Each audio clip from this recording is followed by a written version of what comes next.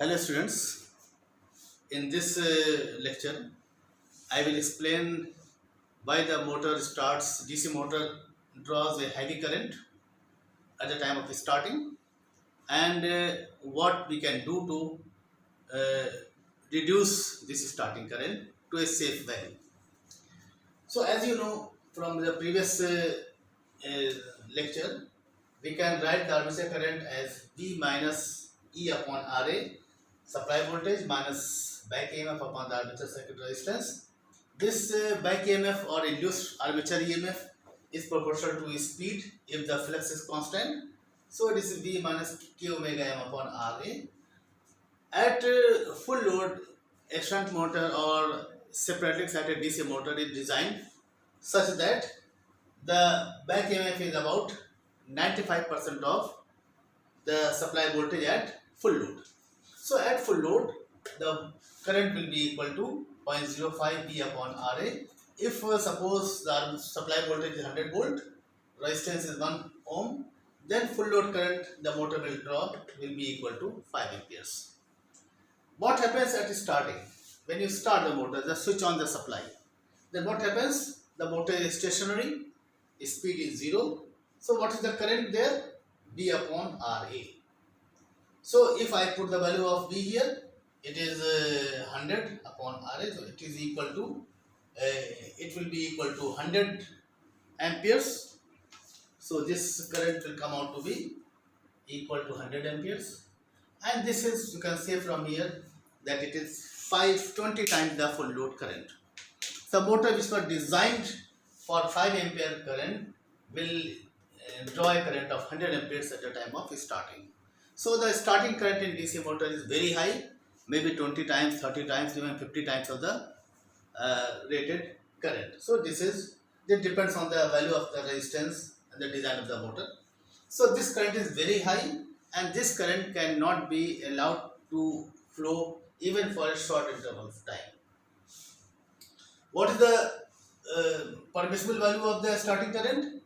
Normally, for normal motors, the current could not be more than twice the full load current, and for specially designed motors where we use commutating poles, this current may be 3.5 times the full load current. Because what happens is that if the current is very high, then one thing is that it will cause overheating of the armature winding, but the major problem comes in commutation. The current will not be safely commutated, and it will cause sparking at the brushes. So that will reduce the life of brushes and the commutator segments. So starting current should not be more than twice the full load current in a normal designed motor, and for a specially designed motor it can be up to 3.5 times the full load current.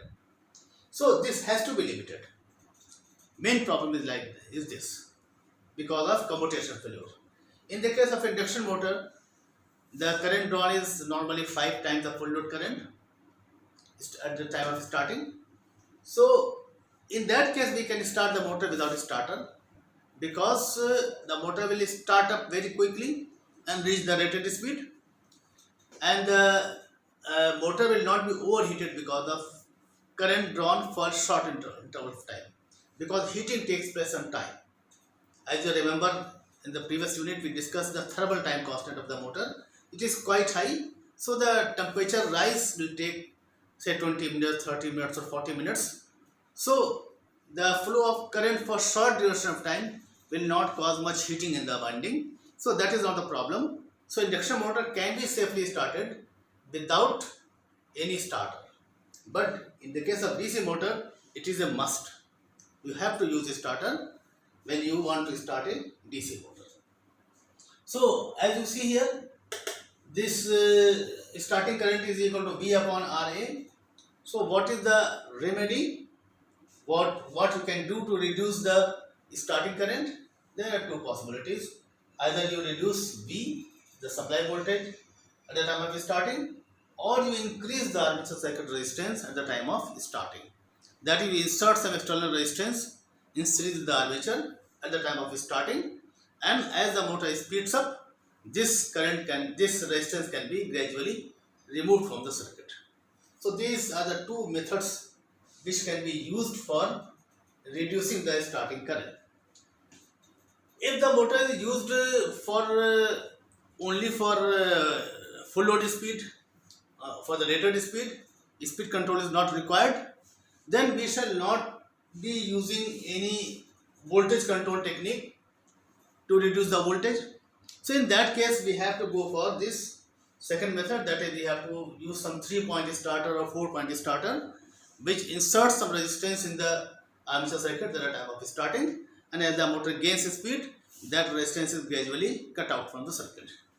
But if the motor is used for speed control purpose and we have some arrangement for voltage control, then we need not to go for this starter, and simply you can reduce the voltage at the time of starting, and gradually you can increase the voltage as the motor gains speed. So let us see what happens, what are the dynamics during this starting process. So let us take the first case where we reduce the voltage at the time of starting. So I have drawn here the characteristics of the DC motor for different voltages. You can, if you recall the previous lecture, the speed is given by V upon K minus RA upon K times IA. So this is the y-intercept, this is no load speed. So if we vary voltage keeping RA constant, RA upon K is the slope of the characteristics, so this remains constant, only the no load speed will change. So as we reduce the voltage gradually, for 1 voltage this is the normal characteristics, for rated voltage, for reduced voltage this is the characteristic, for further reduced voltage this is the characteristic. So characteristic shifts downward parallel to itself as the voltage is reduced. So what you have to do is that at starting you have to keep the voltage such that current is limited to the safe current, that is maximum permissible current. I have taken it to be twice the full load current. So we have to reduce the voltage to such an extent that when we start the motor, the current drawn is equal to twice IAFL. So this is starting point. So because of this current, the motor develops a small torque. Motor will speed up, speed will increase, and the operating point will shift here. When it reaches the full load current, then you can further increase the voltage such that current again becomes equal to twice the full load current.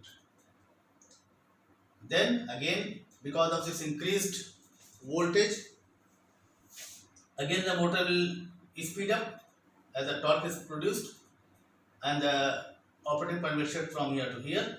Again we increase the voltage, and in that way, gradually increasing the voltage, we can reach the final rated voltage, and the final operating point will be somewhere here. So this is your final operating point when you have increased the voltage gradually.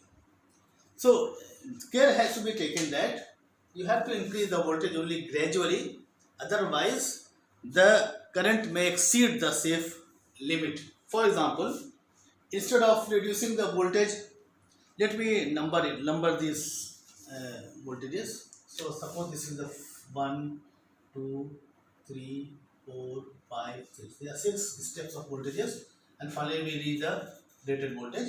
So instead of increasing the voltage from level 1 to level 3, then what will happen? Or level 4.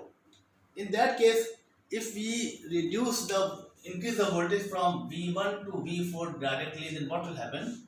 That for V4 this is the characteristics.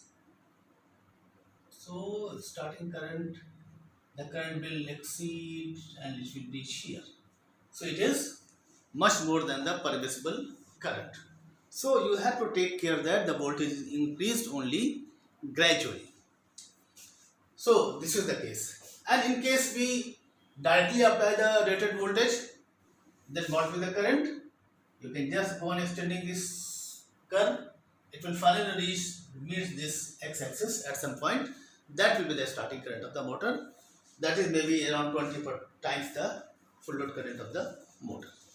So this is first way we can reduce the starting current. Second way is increasing the armature circuit resistance. That is, we insert some resistance at the time of starting. So what happens is that This is the normal characteristics where we have not added any external resistance. And if keeping the voltage constant, we increase the resistance of the armature circuit, then what happens?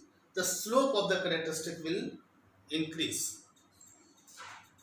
The starting point, that is the no load speed, will remain same.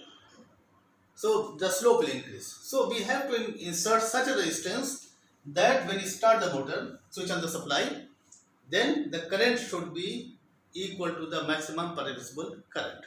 So add such a resistance which causes this condition.